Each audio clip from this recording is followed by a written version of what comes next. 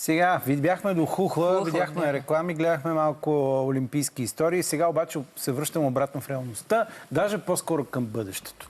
Министерството на образованието публикува проект за въвеждането на изкуствения интелект в училищата. Какво означава това и какво значи въобще изкуствен интелект в училището? Сега да не се плашим, може би. Но ще питаме, ще помага ли сега изкуствен интелект на учителите? Ще създаде ли нови предизвикателства? Готови ли са учениците? Според мен да. Системата също, дали е готова за такива неща? Въобще как изглежда класната стая на бъдещето? По темата разговаряме с специалиста по маркетинг и реклама Георги Малчев и с Александър Ангелов от Центъра за творческо обучение. Здравейте, добре дошли. Какво сега, да ни се стряскаме ли от цялата тая работа или какво значи въвеждане на изкуствен интелект? Коя част от изкуствен интелект? Чатбота ли? Творческата ли? Коя? И аз това не разбирам. В училището ли? Това, което Министерството е предложило. Това, което Министерството е предложило, отваря вратата по един добър начин, защото, както вие казвате, технологията е тук от няколко десетилетия. От 3-4 години има и много инструменти с нея. Чат-ботове, презентации, какво ли още не. Те не са ли въведени така или иначе? Те са влязли, но не са въведени. Нали знаете, въведен е някой да те въведе. А влязал е, ти си там вече. Да. И когато става дума за училище, понеже пипкаво е много важно да подкрепим децата си, трябва да бъде не влязло, а трябва да бъде въведено. И това Министерството прави по добър начин. Министерството казва в тази визия, че първо трябва да се обърне внимание на учителите и рязко да бъдат обучени всички учители. Аз също обучавам учители както в университета, така и всеки ден в цялата страна. И с колегите ми от Асоциацията на софтуерните компании се опитваме да направим по-добри програми за обучение на учители. Слабите места в тази система в момента са две. Първо, обучения има, но те са на сравнително базово ниво, защото трябва да покриеш всички като някакъв общ стандарт.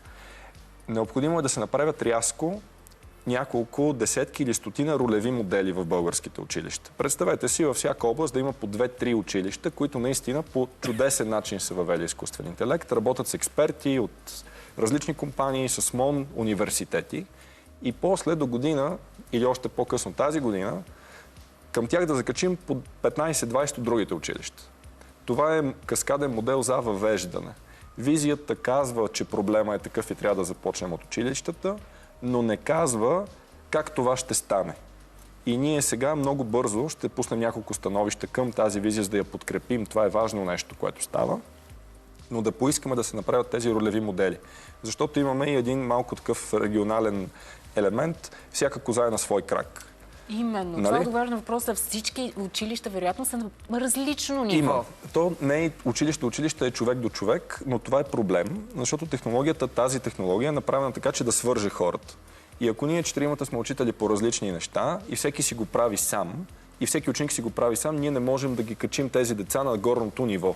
За да ги качим на горното ниво, ние четиримата трябва да сме се хванали здраво, директора да ни е подкрепил и ние да използваме изкуствен интелект, не учениците да го промптят, а те самите да направят нови чат-ботове, които да са напромптени за техния град, за Азия, за Европа, за българската история. Напромптени, ние ви разбираме, но мисля, че голяма част от нашата аудитория. Научени с думи и файлове. В известно време тук бяха двама ученика, ако помниш, които сами бяха изработили някакъв чат-бот за тяхното училище. Помагало, което помага на техни съученици да учат конкретни уроци. Дали по физика, биология, нещо съвсем конкретно беше. Така, предполагам, че това е едно от нещата, за които говорите. Точно така. И вижте, като технология са готови, но технологията също е пръсната по лош начин. Компютърните кабинети са във всяко училище и заради последни програми на МОН и други, даже компютрите са хубави. Те може да са по-хубави, отколкото в някоя банка понякога. Не се шегувам. Или по-хубави, отколкото в БНТ. Ама това навсякъде ли? Има достъп до работеща техника в момента. Проблемът е, че тя е по лош начин разпределена. Компютърните кабинети във вида, в който са, не вършат работа. Защото те са направени всеки сам да си текстове обработва нещо. Програмата по информационни технологии не върши работа. Затова е необходимо и във визията е записано да се обвържат учебните програми, защото учебен предмет изкуствен интелект е безпредметно. Това е все едно учебен предмет маркетинг. Ние трябва да имаме маркетинг мислене във всички предмети и изкуствен интелект мислене и технологии във всички предмети. И затова ни трябват компютри по групи, Смятаме, че ако се направят лаборатории за изкуствен интелект, които са просто компютрите не по периферията на стаята, а събрани на острови децата да работят в групи там по различни часове, това би свършило много добра работа.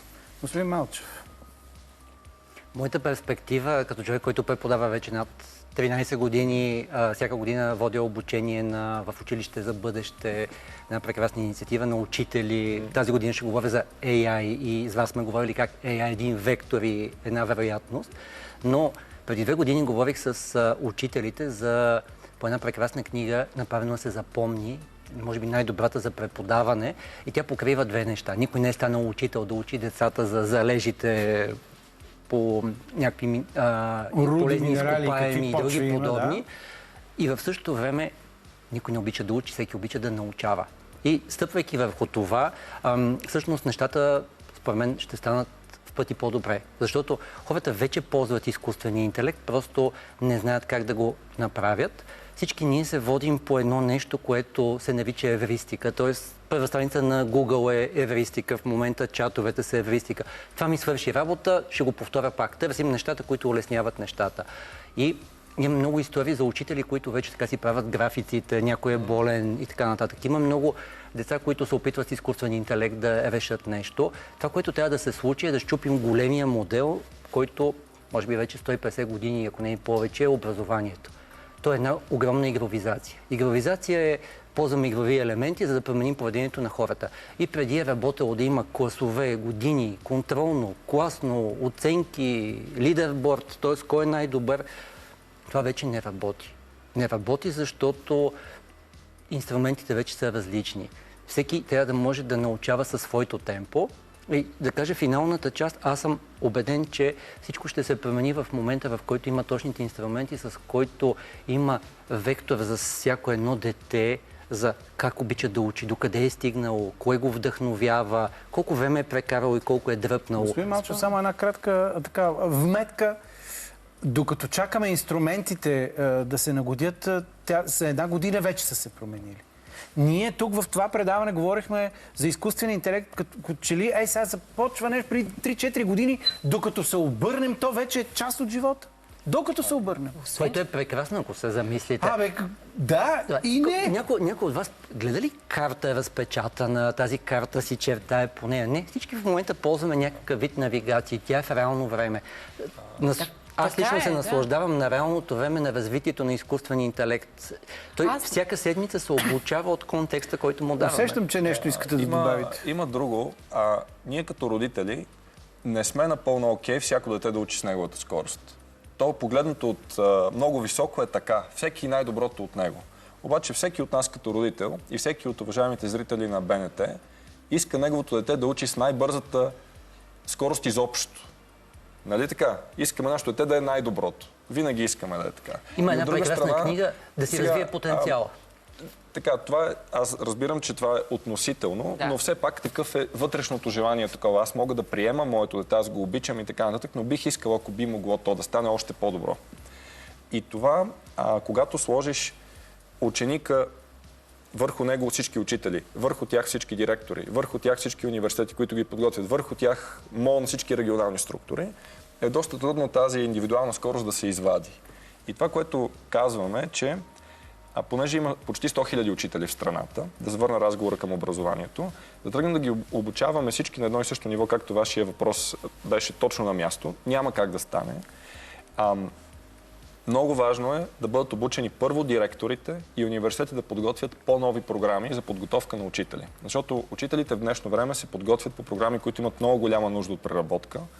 И когато те влизат в училище, те са почти толкова неподготвени, колкото учителите, които са преподавали 30 години в същото училище. Именно. Вие споменахте темпото. Според мен това е изключително важно в този разговор и въобще в тази ситуация. Защото последните 10-15 години на учителите и на преподавателите им се налага да наваксват с темпове, което техните предци изобщо не им се е случило за 30-50 години дейност. И всъщност самите те може би имат нужда от свое си темпо, свое време, в което да се чувстват достатъчно спокойни и компетентни, така че да преподават. Калема, след това черната дъска с Тебешир до някъде, ако евентуално има интерактивна дъска. Оттам да почнем, пък какво остава за другите инструменти? Всеки се мотивира от някакъв напредък, който има. Този напредък може да му махне фрустрацията да прави графици или да говори неща и нито едно дете да не ги слуша, или да намери кое е направено за 30 секунди. Дори да го разбере, защото вероятно много от преподавателите имат своите притеснения за в крайна сметка резултата и какво ще се случи и до какво ще доведе цялата тази иновация. Не чувствате ли нещо друго? Това ми е така... Ето към ми стои от известно време. Толкова бързо ще напредне и ще бъде въведен изкуствен интелект. То не е само у нас. Феноменът е световен. Че децата ще знаят по-добре как да промптят, както вие казвате, или да зададат въпрос на чат-бота, отколкото да питат: мамо, къде ми е тениската? Много е смешно това. Сигурно е вярно, но от всички присъстващи и всички зрители има ли някой, който никога в живота си по нищо не е преписвал? Опасното не е в това дали си преписвал. Опасното е в това дали преписването е единствения шанс да напредваш. Защото тогава удряш стената здраво в един момент. Ако ти учиш бързо и преписваш бързо, това е гениално. Супер, много хубаво. И чували сте и учители, които казват: нека да препишат, поне ще го научат. Така че, мисля, че разковничето е в това, което и вие като водещи казахте.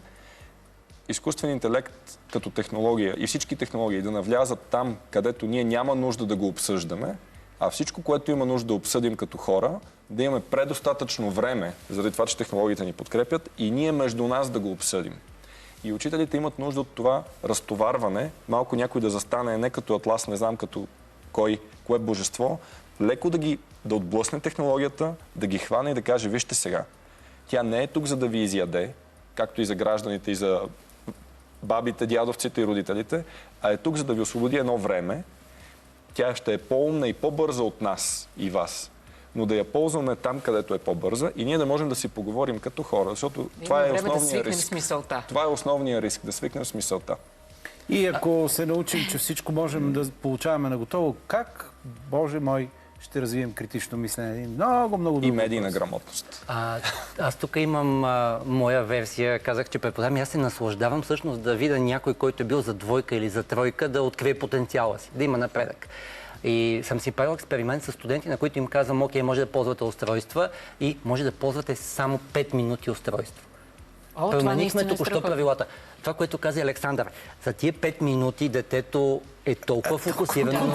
Той знае, че трябва да се е научил да промпти, както каза Александър, защото той има 5 минути. За тия 5 минути това са му най-полезните в този момент. Тъпо ще научи формулата е равно на V по T. Така че аз мисля, това, което каза Александър, много е важно да даваме добрите примери. Другото, което давам и на други учители и преподаватели като пример е, аз правя задания в случая за студентите, обаче ако не си прочел лекциите, някои неща AI не ги знае и пише глупости. И аз им казвам: и да знаете, че AI това го греши. Кое греши? Няма да ви кажа. И тогава става интересно. Разберете си го. Добре. Много ви благодаря за този разговор. Сега ние ще продължим